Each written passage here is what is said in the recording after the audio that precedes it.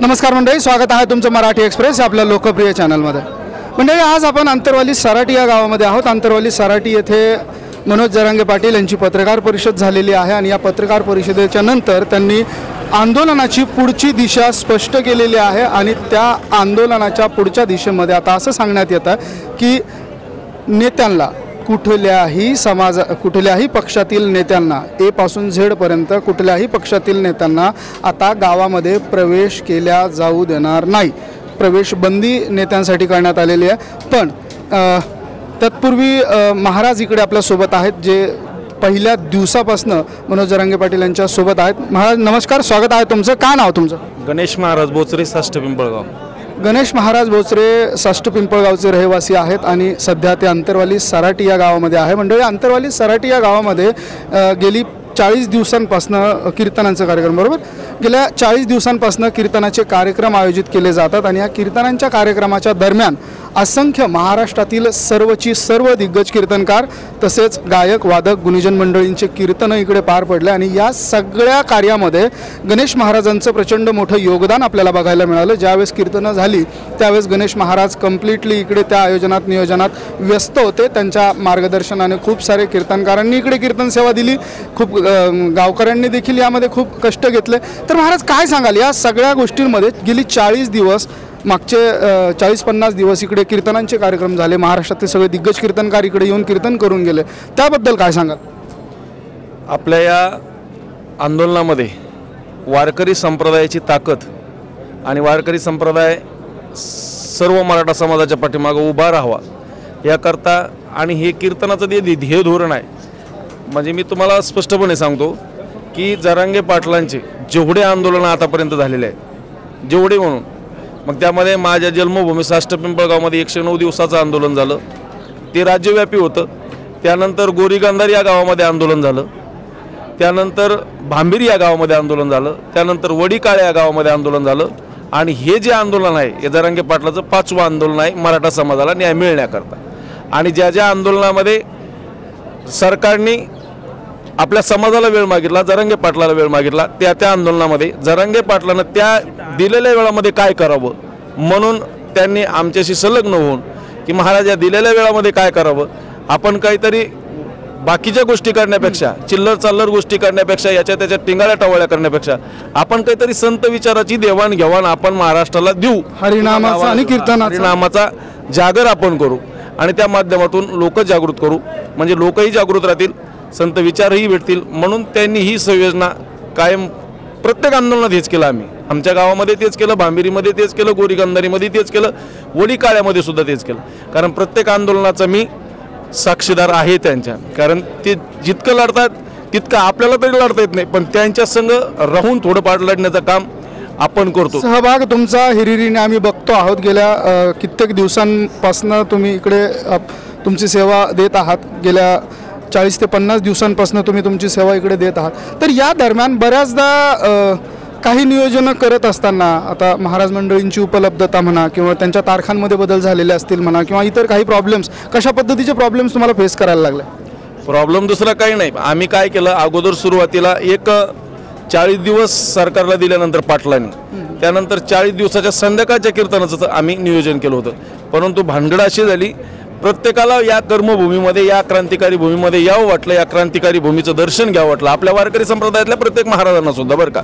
कारण जशी मला माहिती आहे इकडे निशुल्क सेवा महाराज मंडळींनी केली। म्हणजे थोडंसं नोट मला इथे करावंसं वाटतं असं की या मराठा आंदोलनाच्या लढ्यासाठी महाराष्ट्रातील नामवंत महाराज ज्यांच्या वर्षभर तारखा मिळत नाहीत अशा महाराज मंडळींनी इकडे निशुल्क पद्धतीने आपली सेवा समर्पित केलेली आहे आणि निश्चितच खूप चांगले विचार महाराष्ट्राच्या जनतेला येथील पंचक्रोशीतल्या भाविकांना लाईव्ह पद्धतीने दिले आणि आपल्या माध्यमातून गजर कीर्तनाचा मराठी हॉटस्पॉट या चॅनल्सच्या माध्यमातून आपण ते विचार समाजापर्यंत पोहोचवले देखील। तर जसं निशुल्क पद्धतीने महाराज मंडळींनी इकडे सेवा दिली, तर या दरम्यान असंख्य वेगवेगळ्या अडचणी देखील तुम्हाला आल्या असतील, तर काय सांगाल त्याबद्दल? अडचणी कुठल्याच आल्या नाही, फक्त अडचण कोणती यायची की आमचा कोरम पूर्ण झाला कीर्तनाचा, म्हणजे संध्याकाळचा झाला, पण नंतर महाराष्ट्रातून बरेचसे महाराज मंडळीचे, दिग्गज महाराज मंडळीचे आम्हाला फोन यायचे की आम्हाला इथे येऊन सेवा करायला भेटली पाहिजे। मग आम्ही काय करावं ह्या विचारात आम्ही दोघं पडलो. कोण? हरिभक्तीपरायण पूजनी महादेव महाराज गिरी आणि मी, आम्ही दोघंही पडलो. मग त्यावेळेस आम्ही पाटला जवळ गेलो आणि पाटलाला म्हणलो अशी अशी कंडिशन आहे. मग आम्ही सहज त्यांना म्हणलो आम्ही जर दुपारचं सत्र जर चालू केलं तर चालेल का? कारण साखळी उपोषणाकरता बाहेर गावचे 100-200 लोक रोज एक गावचं येऊन बसायचं. मग यांना आळस देण्यापेक्षा जांभळ्या देण्यापेक्षा आपण काहीतरी यांना संत विचार दुपारच्या सत्रात दिले तर चालतील का? तर पाटलांनी सुद्धा आम्हाला त्याला होकार दिला. म्हणजे चांगल्या विचाराला होकार देणारा माणूस म्हणजे जरांगे पाटील, त्यांनी होकार दिला म्हणून आम्ही दुपारचं सत्र चालू केलं. पण दुपारच्या सत्रामध्ये बी असं झालं की आमचं दुपारचंही आणि संध्याकाळचंही सत्र पूर्ण झालं. मग त्यावेळेस मात्र आम्हाला काही काही गोष्टीला समोर जावं लागलं. त्यानंतर बऱ्याच महाराज मंडळीचे फोन आम्हाला आले. ही अडचण नव्हती तर ही जी काय म्हणू आपण त्याला भरून वाहत होतं. इतकं प्रेम समाजाकडनं, महाराज मंडळीकडनं, संप्रदायाच्या क्षेत्रात असलेल्या दिग्गज गुणीजनांकडनं आपल्याला मिळत होतं, या लढ्याला मिळत होतं. अडचण कुठलीच नाही, मी अडचण म्हणलोच नाही, अडचण नव्हतीच. फक्त लोकाला असं वाटायचं महाराज मंडळीला आमच्या की आम्हाला इथं सेवा करण्याची संधी भेटायला पाहिजे. पण तीच थोडं आम्हाला थोडं म्हणजे असं वाटायचं की बाबा हे एवढे मंडळी येतात म्हणतात आम्हाला कीर्तन द्या, म्हणून आम्ही पर्यायीनं नंतरच्या 8 दिवसात तिसरं बी सत्र सुरू केलं. अच्छा, क्या बात आहे. म्हणजे ही खरंच एक उत्स्फूर्त अशी गोष्ट महाराजांकडनं आपल्याला ऐकायला मिळते की सुरुवातीला केवळ एका वेळेचं कीर्तन, संध्याकाळचं कीर्तनाचे आपण नियोजन केलं होतं. त्यानंतर महाराज मंडळींचा जो इंटरेस्ट आहे तो आपल्याला लक्षात आला. त्यानंतर आपण सकाळचं सत्र सुरू केलं आणि त्यानंतर आणखी देखील महाराज मंडळींचा ओघ कायम होता. प्रत्येकाला इकडे आपले विचार व्यक्त करण्याची इच्छा होती. मराठा समाजाबद्दल, आपल्या हिंदुत्वाबद्दल विचार व्यक्त करण्याची महाराज मंडळींना इच्छा होती आणि त्यासाठी गणेश महाराजांना किंवा महादेव महाराज गिरी यांना दुपारचं आणि तिसरं सत्र देखील इकडे सुरू करण्याची गरज पडली आणि त्या पद्धतीनं इकडे 3 सत्रामध्ये धार्मिक कार्यक्रम, कीर्तनांचे कार्यक्रम, भजनाचे कार्यक्रम, भारुडाचे कार्यक्रम असे होत गेले आणि मागचे 40 ते 50 दिवस असंख्य महाराष्ट्रातल्या सर्वाधिक दिग्गज कलाकार, कीर्तनकार मंडळींनी इकडे सेवा दिली. तर आणखी आता मी आंदोलनाच्या विषयी काही प्रश्न तुम्हाला विचारेल. ज्या वेळेस इकडे उपोषणाचा निर्णय झाला आणि उपोषणाला सुरुवात झाली त्यानंतर इथली परिस्थिती काय होती की तुम्ही पहिल्या दिवसापासून इकडे आहात तर तुम्ही हे सगळं जवळून बघितलेलं आहे, काय सांगा? आता ह्या लढ्याच्या बाबतीत जर सांगायचं झालं तर आम्ही आंतरवालीमध्ये येऊन स्थिर कसं झालो याची तुम्हाला पूर्वपीठिका सांगतो. कारण आम्ही सुरुवातीला 29 ऑगस्टची आपल्या पैठण फाट्यावरती संत एकनाथ महाराज चौकामध्ये आपण भव्य एक मोर्चा सभा घेतली तिथं. आणि ती सभा घेण्याकरता आम्ही जवळजवळ 123 गावं एकाठी केले, एकवटले 123 गावं. त्याच्याकरता सुद्धा आमचे जवळजवळ 1.5 महिना आमचा खर्ची झाला. लोक आपला समाज एका जागेवर करण्याकरता, समाज आपला एका जागेवर येत नव्हता तेव्हा आणण्याकरता इतका वेळ आम्हाला खर्ची करावा लागला. 123 गावं एका जागेवर आणली. त्या 123 गावांना एवढा उत्स्फूर्त प्रतिसाद दिला. तिथं बी 70-80 हजार लोक त्या टायमाला गोळा झाले. पण आंतरवालीत येण्याचं कारण एकच, आम्ही बैठकीच्या दरम्यान आंतरवालीच्या ग्रामस्थांनी पाटलांना मागणी केली की पाटील आमच्याकडं आम्हाला संधी द्या आंदोलनाची. आणि पाटलाच कसं आहे, आंदोलन मी तुमच्या गावात करतो पण माझे काही जे वैशिष्ट्य आहेत आंदोलनाचे ते अगोदर तुम्हाला सांगतो, ते जर तुम्हाला पेलले तर तुम्ही हो म्हणा नाही तर ना म्हणा, माझी काही नाराजी नाही. हे सगळे वैशिष्ट्य सांगितले आणि आंतरवाली सराटी येथील सगळ्या ग्रामस्थांनी एकमुखानं ते मान्यही केलं. म्हणून आंतरवाली सराटी इथे आम्ही आलो आणि आल्यापासून ज्या दिवशी 29 ऑगस्टला तिथली सभा सोडली, ईदा आलो. ईदा आल्यापासून उत्स्फूर्त प्रतिसाद आंतरवाली सराटी या गावातील ग्रामस्थ मंडळीचा तर मिळाला. पण गोदाकाठचा सुद्धा परिसर पूर्ण गोदाकाठचे 123 गावं म्हणजे आता काही आपण जर का जिओग्राफिकल मॅप जर का बघितला तर लक्षात येत नाही. म्हणजे आता ह्या कडीचे की त्या कडीचे याचा संदर्भ कसा आहे नेमकं मला हे? जालना जिल्हा आणि बीड जिल्हा, त्यामध्ये प्रामुख्याने घनसावंगी, अंबळ आणि गेवराई तालुका आणि त्याच्यात काही पूर्व माजलगाव सुद्धा येत होता आणि पैठण सुद्धा येत होता. म्हणजे संभाजीनगर सुद्धा आमच्या दयाडे, त्याच्यानंतर अहमदनगर जिल्हा सुद्धा आमच्या दयाडे. म्हणजे 4 जिल्ह्याचा संगम.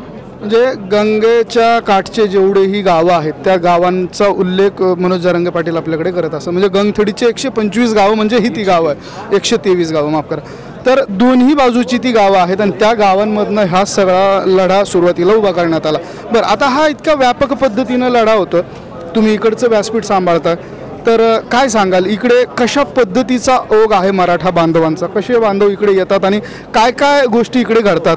आता इथं ओघाचा जर विचार केला तर आता महाराष्ट्रातल्या सगळ्या मराठ्यांनी जसं वारकऱ्याला पंढरपूरचा विठ्ठल जसा प्रिय, तसा महाराष्ट्रातल्या सगळ्या मराठ्यांनी एकच ठरवलंय, आंतरवाली म्हणजेच मराठ्याचं पंढरपूर आहे आणि त्या मराठ्याच्या पंढरपुरामधला विठ्ठल म्हणजे आदरणीय जरांगे पाटील यांच्या दर्शनाकरता, यांच्या भेटीकरता महाराष्ट्रातला सगळा मराठा समाज इतका तत्पर आहे आणि इतका धावतोय की आम्हाला सुद्धा, आम्ही ज्यावेळेस आंदोलन उभा करायच्या टायमाला असं वाटत होतं की असं होईल का, आता आम्हालाच कधी कधी विश्वास बसेना, हे जरांगे पाटील आमच्या गाडीवर पाठीमागं बसणारे होते का. म्हणजे एवढा मराठा समाज इकडं ओघ लागलाय आणि मराठा समाज जेवढ्या ताकदीने येतो तेवढी ताकद जरांगे पाटलाला मिळते. इथं आमच्यासारख्या काम करणाऱ्या सगळ्या मराठा सेवकाला मिळते.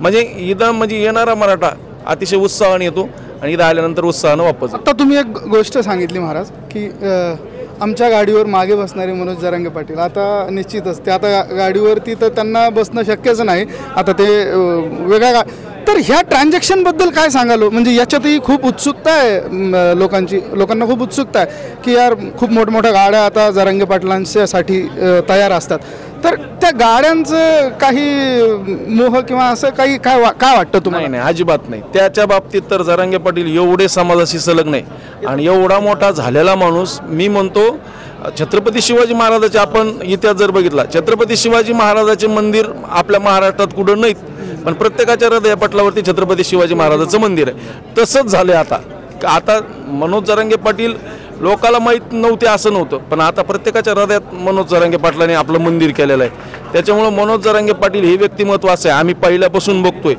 कोणी कितीही मोठं ते तर नेहमी सांगतात ना, पाठीवर हात ठेवला की असं झालं असतं तसं झालं असतं, पण त्या मनीला खरं उतरणारा व्यक्तिमत्व म्हणजे जरांगे पाटील.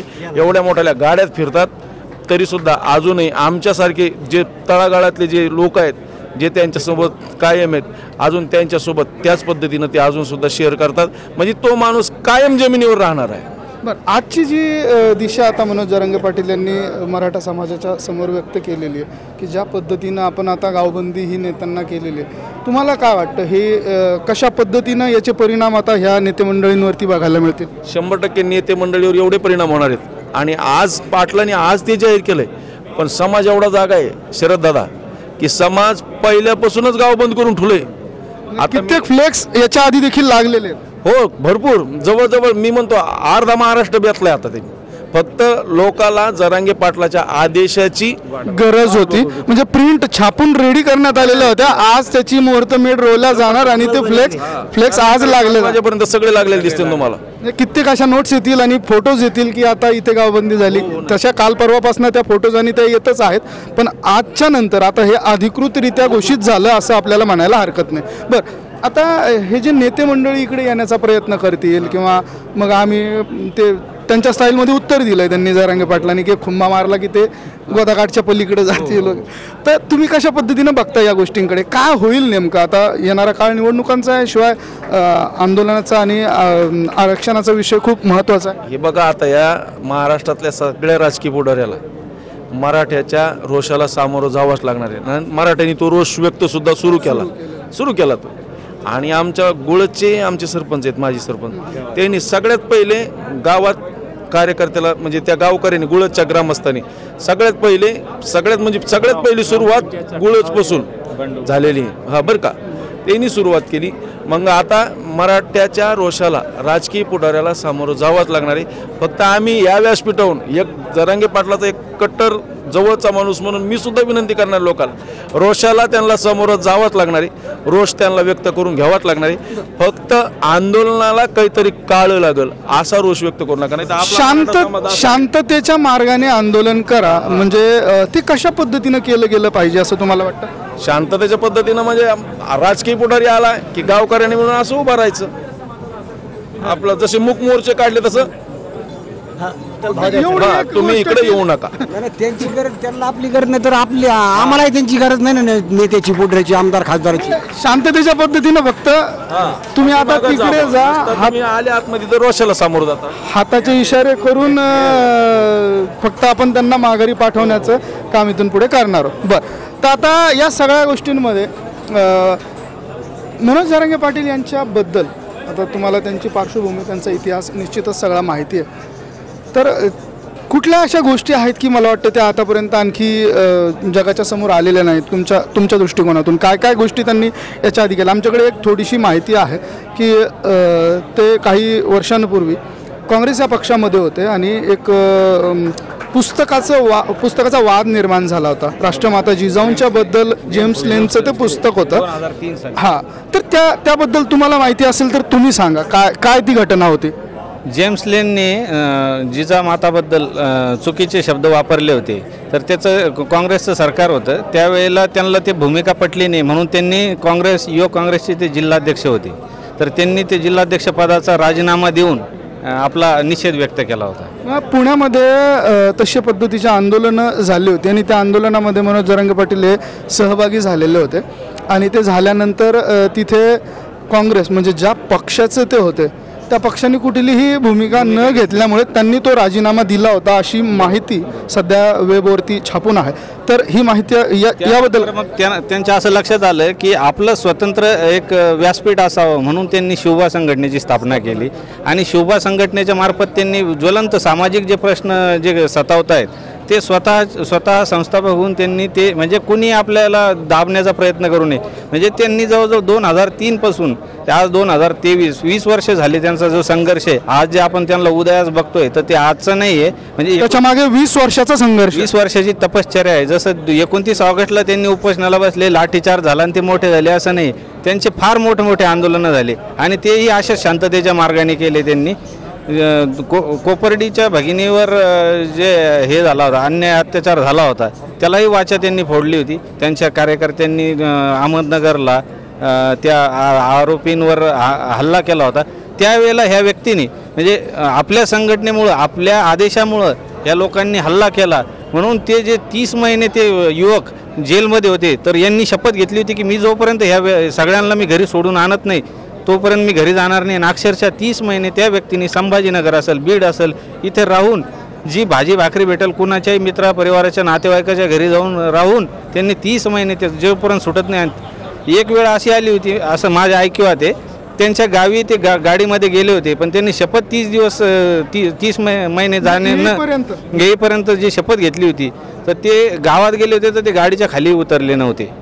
म्हणजे तो व्यक्ती जे करतोच म्हणजे करतोच. आणि आता त्यांनी जो निर्णय घेतलेला आहे ते 100% आरक्षण मिळाल्याशिवाय ते थांबणार नाही याची सरकारने कृपया दखल घ्यावी. हां, कारण आपल्या भागाचे आमदार घनसावंगीचे आमदार राजेश टोपे यांनी सांगितलेलं होतं की मी मनोज जरांगे यांना खूप जवळून पाहिलेला आहे. तो खूप डेडिकेटेड माणूस आहे आणि त्यांचं डेडिकेशन हे सरकारला मान्यच करावं लागेल अशा पद्धतीचं त्यांचा बाईट मागे एक प्रसिद्ध झाला होता. तर राजकारण्यांचं तर ठीक आहे समजा पण आपण त्यांना खूप जवळून पाहिलेलं आहे. त्यांचं डेडिकेशन अत्यंत महत्त्वाचं आणि ते डेडिकेशनच मला वाटतं की आता या लढ्याला इतकं मोठं स्वरूप प्रदान करून देत आहे. तर मंडळी अशा पद्धतीनं आपण काही गोष्टींचा इतिहास देखील दादांकडनं जाणून घेतलेला आहे. मनोज जरांगे पाटील यांनी कशा पद्धतीनं सुरुवात केली त्यांची मध्यंतरीची वाटचाल काय होती आणि आता ते स्वरूप कसं आहे या सगळ्या गोष्टींची माहिती दादांनी आपल्याला दिलेली आहे. आणखी आपण या गोष्टींचे आढावे आणि इथं येऊन माहिती घेणारच आहोत पण तत्पूर्वी आपण आता थांबूया.